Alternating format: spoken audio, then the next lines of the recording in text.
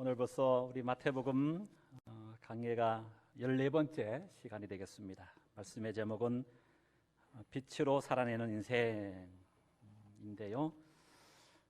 우리가 신약 성경 27권의 양식의 분류에 따르면 사복음서를 마태, 마가, 누가, 요한복음이라고 얘기합니다. 이 사복음서 가운데 우리가 공간복음서 그러면 마태, 마가, 누가복음을 공간복음서다 이렇게 얘기하죠. 이 공간이라는 것은 말 그대로 공통적인 관점으로 예수님의 생애를 기록하고 있다라고 하는 의미입니다. 그래서 요한복음과는 다른 공간복음서만의 예수님의 기술 방법이 따로 있다라고 하는 것을 말하고 있다는 겁니다. 오늘 마태복음은 이 사복음서 가운데 공간복음서에 해당됩니다. 그래서 마태복음, 마가복음, 누가복음이라고 하는 공간복음서가 가지는 요한복음과는 좀 차별화되어지는 독특한 어떤 기술 방법으로 오늘 예수님의 생애를 기록하고 있다는 것을 우리가 발견할 수 있는 한 부분이 있습니다. 그게 뭐냐 하면 오늘 본문의 구조인데요. 먼저 요한복음에 보면 오늘 본문의 구조를 예수님께서 강야에서 사탄에게 이끌려 3번의 시험을 받으신 이후에 바로 갈릴리 1차 사역으로 나아간 것이 아니라 그 사이 약 한 8개월 동안에 예루살렘을 중심으로 한 유대 사역을 하신 것으로 그렇게 기술하고 있습니다. 그러나 오늘 마태복음을 중심으로 한 공간복음서는 그렇게 기술하지 아니하고 시험 받으시고 난 이후에 오늘 본문의 내용처럼 바로 갈릴리로 가신 것으로 그렇게 기록하고 있다는 겁니다. 서로 다른 견해 입장을 취하고 있다는 것을 우리가 다시 확인할 수 있는 거죠. 그렇다면 왜 공간복음서의 저자들은, 특별히 이제 우리 공간복음서 가운데 마태복음을 보고 있으니까 마태복음의 이 저자인 마태는 이 요한복음서가 얘기하고 있는 예수님의 그 8개월의 그 예루살렘을 중심한 유대 사역을 왜 기록하지 아니하고 오늘 본문처럼 바로 갈릴리 1차 사역을 기록하고 있는 것일까라고 하는 거예요. 그 이유가 있다면 그 이유가 뭐냐? 왜 공간복음서는 요한복음과 다르게 이런 어떤 강조점으로 뭘 지금 독자인 우리에게 말하려고 이런 구조를 패턴을 가지고 얘기하느냐라고 하는 거예요. 오늘 그 내용을 조금 함께 살피고 나누고자 하는데요. 일단은 그 해답을 우리는 12절에서 먼저 발견할 수 있을 것 같습니다. 12절 다시 한번 읽어볼까요? 시작. 여기 보면 예수께서 요한이 잡혔음을 이라고 되어 있습니다. 요한이 잡혔다는 겁니다. 이 내용은 우리가 같은 공간복음서인 마가복음에 보면 그 내용을 우리가 조금 더 구체적으로 확인할 수 있습니다. 그 당시에 이 유대의 분봉왕은 헤롯 안디바입니다.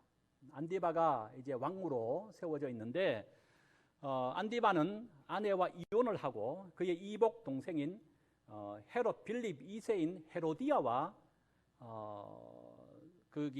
결혼을 합니다. 그런데 정상적인 결혼이 아니에요. 동생의 아내를 빼앗아서 아내로 만들어서 강제적 결혼을 하는 거예요. 여러분, 남의 아내가 아닙니다. 동생의 아내를 빼앗아서 결혼했다고 하는 거예요. 세례 요한은 지금 감옥에 잡힌 이유가 다른 문제 때문에 잡힌 것이 아니고 바로 이런 왕실의 스캔들을 고발함을 통하여 평소에 세례 요한은 헤로데 왕에게 굉장한 어떤 눈의 가식처럼 그렇게 여겨왔던 존재입니다. 왜요? 그들은 이 기존의 질서를 통해서는 하나님 나라가 임하지 않는다. 독사의 자식들아, 회개하고 복음을 믿으라 라고 하는 메시지를 강야에서 마치 엘리야 선지자가 이 땅에 오신 것처럼 재현하면서 외쳤던 인물이 세례 요한이었기 때문에 그래요. 그래서 현 정부에 대해서 반기를 드는 그런 어떤 모습의 일면이 세례 요한 가운데 강력하게 있었거든요. 그러니까 기득권을 가지고 있는 이 헤롯 안디바가 세례 요한을 좋아할 리가 없습니다. 그 2차제에 잘 됐다. 지금 잡아서 감옥에 가도 죽이려고 그런 상황 속에 놓여 있다는 거예요. 근데 중요한 것은 그 다음 보십시다. 요한이 잡혔음을 누가 들어요? 예수님이 들으셨다. 알고 계시다는 거죠. 그런데 예수님의 반응을 보세요. 어떤 반응을 보이십니까? 갈릴리로 어떻게 하셨다? 물러가셨다라고 지금 표현하고 있는 겁니다. 여러분, 예수님께서 세례 요한이 잡히셨다는 것을 들으시고 그분이 하신 행동은 갈릴리로 물러가셨다라고 오늘 성경은 증언합니다. 지금 세례 요한이 잡힌 이유가 어디 있다고요? 정의를 구현하기 위하여, 정의를 실현하고자 왕실의 잘못된 스캔들을 고발한 이유밖에 없습니다. 그가 잡힌 것은 무슨 정말 범법죄를 감옥에 가둘 만한 큰 죄를 범하기 때문에 잡힌 것이 아니, 사실 세례 요한에 잡히면 불의한 것 아닙니까? 그런데 여러분, 오늘 말씀의 뉘앙스를 보세요. 그 모든 사실을 알고 들으셨던 예수님은 갈릴리로 물러가셨다라고 말씀하고 있습니다. 어떤 느낌이 드시나요? 예수님이 그 모든 사실을 모르면 모를까 알며도 불구하고 물러가셨다 그러네요. 그럼 어떤 느낌이 들죠? 뭔가 잘못된 것 아니냐. 여기 특별히 물러갔다라고 하는 이 단어는 구체적인 의미는 그분이 태어나셨던 갈릴리 나사렛으로 다시금 돌아가셨다라고 하는 것이 정확한 표현입니다. 어쨌든 물러가나 다시금 오셨던 고향으로 돌아가시나 가신 것은 마찬가지죠. 마치 물러갔다라고 하는 이 단어를 통해서 우리가 느끼는 느낌의 뉘앙스가 뭡니까? 예수님이 모른 척하고 피하여 가신 것 아닌가? 왜요? 요한이 잡혔다면 그 다음의 대상이 누구겠습니까? 예수님이 것 뻔하거든요. 요한이 잡혔으니까 예수님도 혹시나 두려워 피하여 물러가신 것 아닌가? 두려워 숨어 뒷걸음질 하신 것 아닌가? 라고 하는 느낌을 받지 않습니까? 세례 요한이 누굽니까? 아니, 예수님에게 있어서 세례 요한, 그는 누구였습니까? 예수님은 세례 요한에게 세례를 받으셨어요. 또한 세례 요한 역시도 예수님에 대하여 어떻게 반응했습니까? 나는 그분의 신들매도 풀기도 감당치 못하는 자이다. 나는 쇠하여야 하지만 그분은 흥하여야 한다. 나는 그분의 길을 예비하러 온 자이다. 여러분, 다른 사람은 몰라도 예수님이라면 뒷걸음쳐 피하여 물러갈 문제가 아니라 적극적으로 세례 요한을 감옥에서 나올 수 있도록 구명운동을 벌이거나 아니면 헤롯 대왕 앞에 당당하게 맞서서 세례 요한을 구원해 줘야 하는 것 아닙니까? 이것이 우리가 알고 있는 상식이고 우리가 알고 있는 정의고 우리가 알고 있는 예수님다움의 행동이고 모습 아닌가요? 근데 오늘 마태복음뿐만 아니라 공간복음서 전부가 이런 사탄에게 시험받고 요한이 잡히신 이후에 갈릴리로 다시금 물러가시는, 뒤돌아가셨다라고 한결같이 표현하고 있다는 거예요. 여기에 공간복음서 저자들의 의도가 있습니다. 그게 뭐냐? 한번 따라하십시다. 태장이 있어야 입장이 있다. 태장이 있어야 입장이 있다. 네. 지난 12월 마지막 주일날 제가 그래, 여기도 대나무가 있네요. 여기 보세요. 네. 대나무의 매듭에 대하여 제가 한번 지나가면서 말씀을 전한 적이 있는데, 대나무가 아주 키가 크고 아주 가늘고 길잖아요.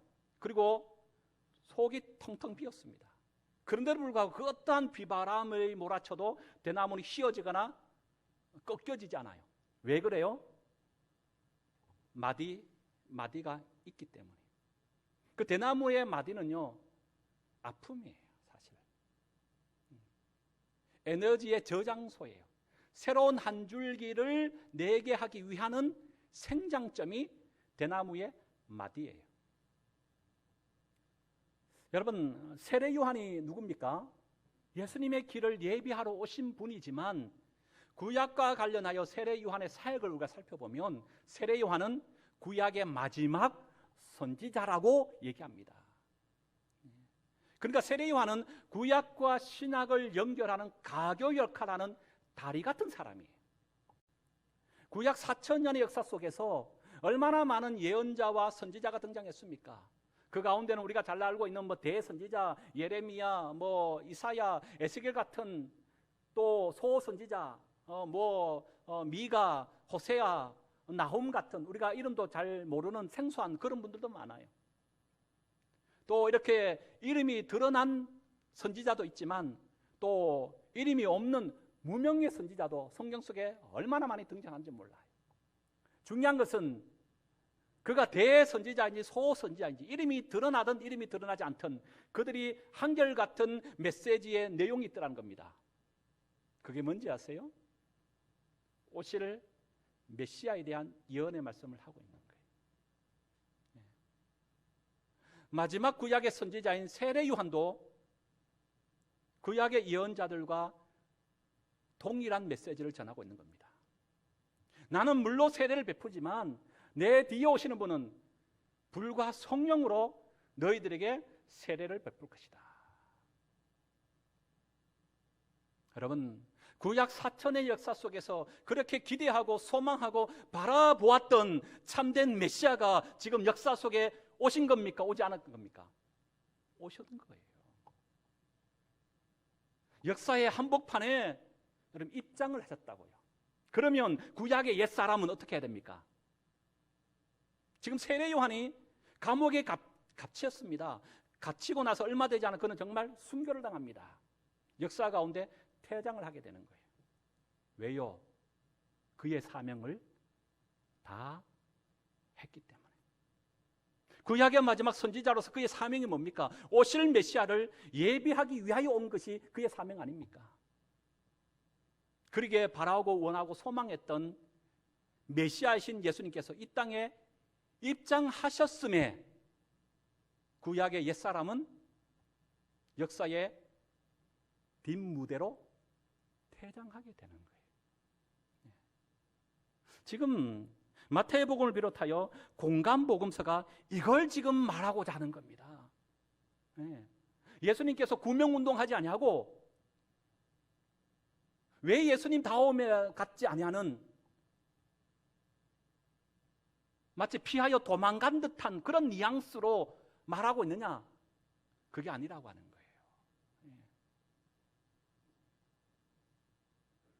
구약의 옛사람은 퇴장해야 혜성같이 신약에 박히시는 예수님이 역사의 한복판에 등장할 수 있기 때문에. 여러분, 그렇습니다. 우리 인생 역시도 입장이 있으면 반드시 퇴장하기 마련입니다. 인생의 입장이 뭡니까? 태어나는 거예요. 우리가 순서적으로 태어나지요. 태어났으면 반드시 우리는 죽음이라고 하는 것을 맞이하며 인생의 퇴장을 합니다. 우리 모두는 다 입장을 하였기에 이 자리에 있는 것 아닙니까? 남은 것이 있다면 뭡니까? 인생의 막을 내리는 죽음이라고 하는 퇴장밖에 남은 것이 없어요. 우리 모두는 퇴장을 위하여 오늘 또 한 걸음 한 걸음 사실은 살아가고 있는 것뿐입니다. 여기에 인간은 그 어떤 사람도 예외가 없습니다. 중요한 것은 여러분 우리가 어떤 인생의 퇴장을 하시길 원하십니까? 어떤 멋진 삶을 사시다가 인생의 죽음을 맞이하고자 원하시냐는 거예요. 그저 먹다 죽는 인생 말고 세례 요한처럼 하나님께서 오늘 우리에게 맡겨주신 바 그 사명 이루며 사명 완수하며 멋지게 우리의 인생을 퇴장하는 저와 여러분 되실 수 있기를 축복합니다. 하나님께서 오늘 가운데 우리 가운데 새로운 한날의 생명을 연장시켜 주셨던 것은 뭐라고 말씀하고 있어요? 나를 통해 이루고자 하시는 사명이 아직 남아있기 때문에 나에게 이 한날의 생명을 연장시켜 주었다고 말하잖아요. 4,000년의 구약의 역사 속에 수많은 예언자와 선지자가 무대의 뒷이면 속에 사라진 것은 그들의 사명을 다했기 때문에, 그리의 생을 다했기 때문에, 요한이 오늘 잡혀서 순교하는 이유도 바로 거기에 있습니다. 우리에게 맡겨주신 바 이 한날의 사명을 우리 또한 완수해야 될 줄로 믿습니다.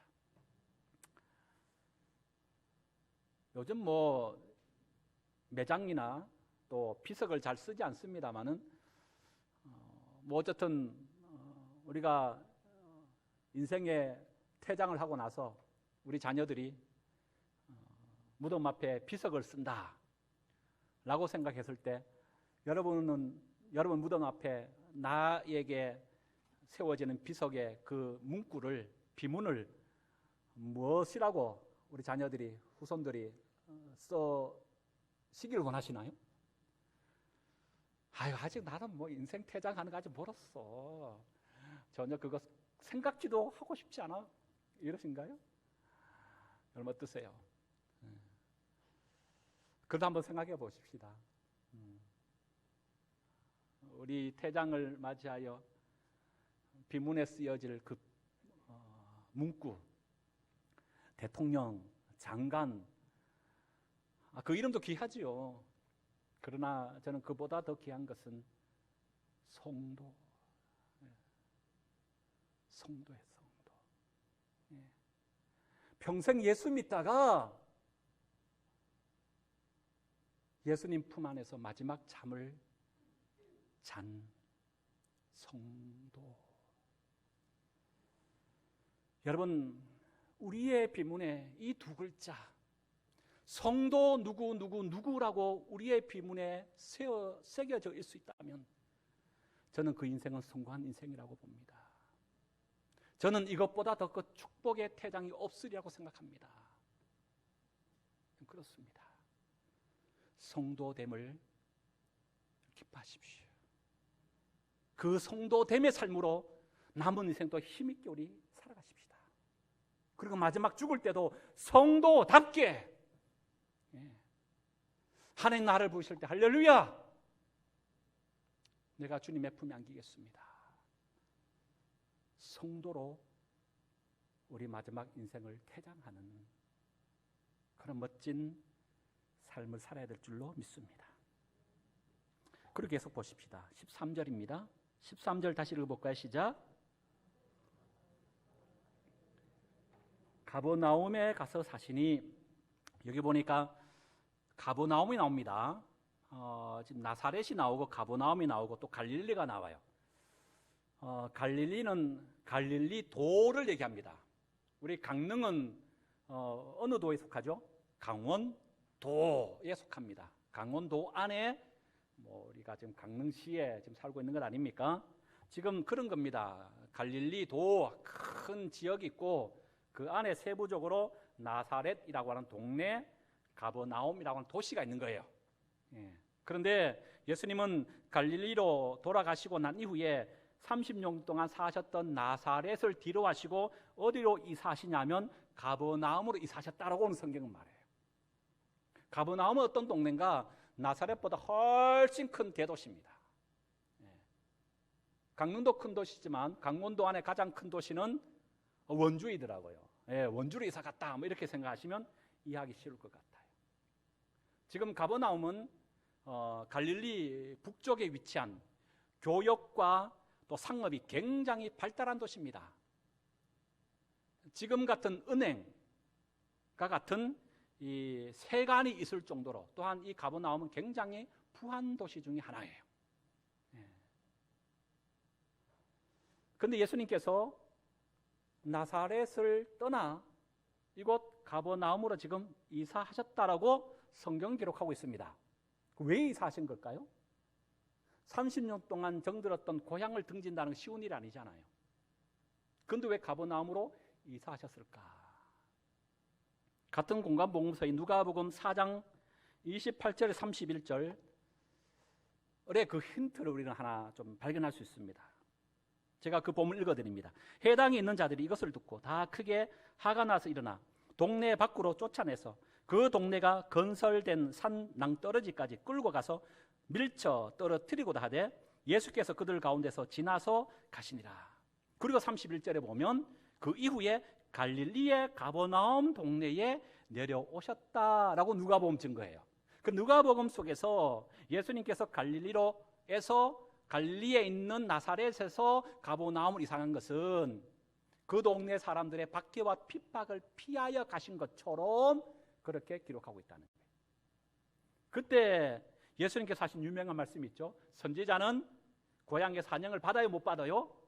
받지 못한다라고 하는 말씀이 여기서 나와요.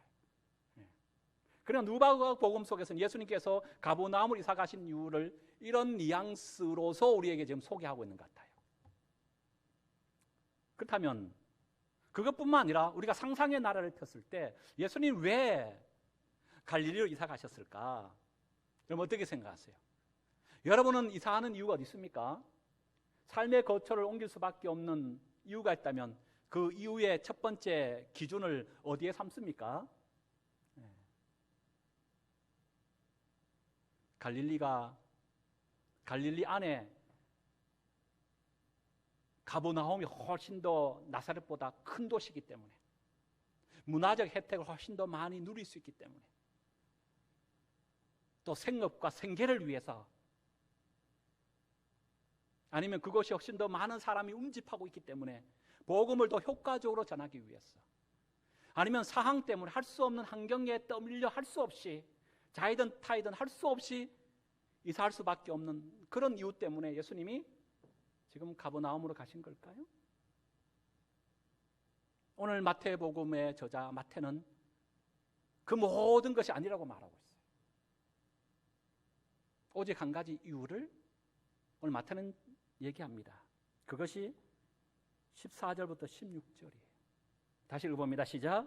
이는 선지자 이사야를 통하여 하신 말씀을 이루려 하심이라. 일렀으되 스불론 땅과 납달리 땅과 요단강 저편 해변길과 이방의 갈릴리여 흑암에 앉은 백성이 큰 빛을 보았고 사망의 땅과 그늘에 앉은 자들에게 빛이 비치었도다 하였느니라. 아멘. 여러분 예수님께서 나사렛에서 가버나움으로 이사하신 이유가 어디 있다고요? 이사야의 예언의 말씀 9장 1절과 2절인 15절과 16절의 말씀을 성취하시고 이루기 위하여 가셨다는 거예요. 예수님이 상황과 환경에 등 떠밀려 할 수 없이 간 게 아니에요. 생계를 위하여 가신 것도 아니고 박해와 핍박을 피하여 가신 것도 아니에요. 오직 한 가지 이유, 구약에 약속된 이사야의 예언의 말씀을 성취하기 위하여 가셨다는 거예요. 그 예언의 구체적인 말씀이 뭡니까? 16절 우리 다시 또 읽어봅시다. 시작. 흑암에 앉은 백성이 뭘 봐요? 큰 빛을 보여주기 위하여, 또요 사망의 땅과 그늘에 앉은 자에게 뭘 비추게 하기 위하여? 빛을 비추기 위하여 예수님께서 가버나움으로 가셨다라고 지금 말씀하고 있는 겁니다. 사랑하는 여러분, 예수님이 누구십니까? 어둠의 세상에 빛으로 오신 분이 바로 예수님인 줄 믿습니다. 그래서 요한복음 8장 12절 예수님은 당신 자신을 향하여 이렇게 말합니다. 나는 세상의 빛이다. 나를 따르는 사람은 어둠 속에 다니지 아니하고 생명의 빛을 얻을 것이다. 여러분, 우리 모두는 예수 믿기 전에 흑암 아래에 앉아 있었던 백성들 아니었던가요? 사망의 땅과 그늘 안에 앉아 있었던 그런 존재 아니었던가요? 그런데 우리가 어떻게 구원받고 영생을 얻어 오늘 이 자리에 있을 수 있었습니까? 빛 대신 예수께서 나에게 일방적으로 찾아오셔서 정오의 태양빛보다 더 강한 빛으로 우리의 모든 죄의 어둠을 밝혀주셨기 때문에 오늘 이 자리에 우리가 있게 된 줄로 믿습니다. 여러분, 그 은혜 앞에 우리는 그리하기에 감사할 수밖에 없는 거예요. 그 죄의 어두움을 빛으로 밝히셨던 예수님 때문에 빛 대신 하나님과 우리는 연합할 수 있었고 오직 빛으로 가득한 하나님 나라의 백성이 되게 된 것입니다.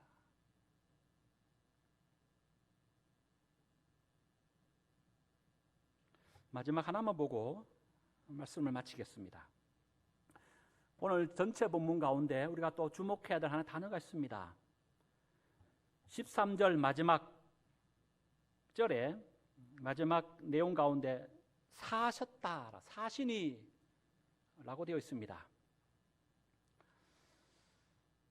여러분, 예수님께서 지금 가버나움으로 이사 가셔서 그분이 하신 행적은 다른 것은 기록하고 있지 않습니다. 그저 예수님은 가버나움에 가셔서 사신 것이 전부로 지금 마태는 기록하고 있다는 거예요.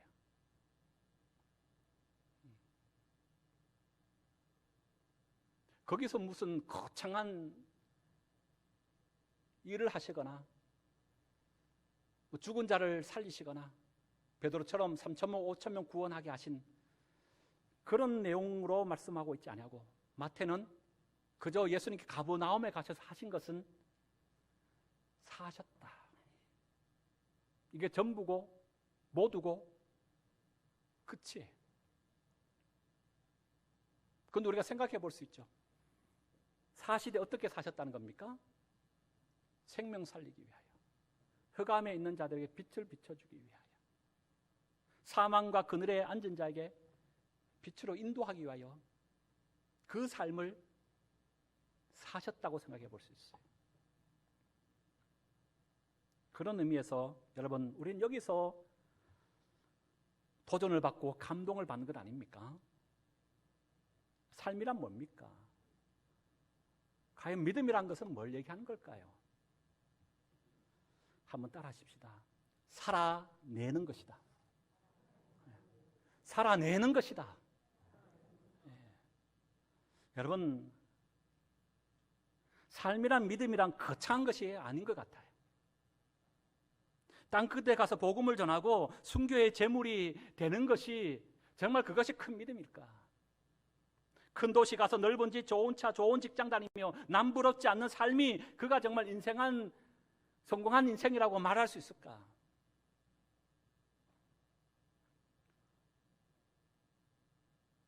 그게 아니더라고요.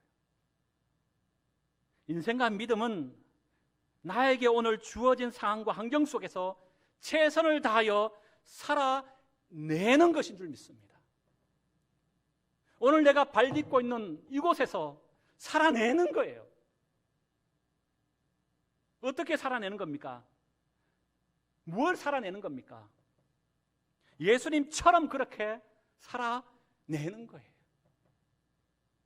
성도로서 그렇게 살아내는 거예요.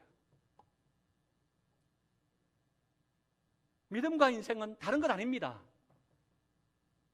오늘 나의 환경이 어떤 환경이라도 그 환경 속에서 내가 묵묵히 살아내어 드리는 거예요.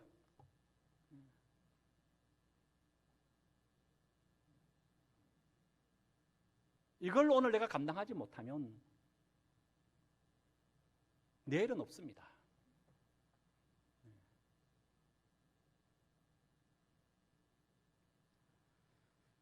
말씀을 오늘 인사로 좀 마칠까요? 옆에 분과 이렇게 인사하며 오늘 말씀 마치십시다. 살아내십시다. 빛으로 살아내십시다.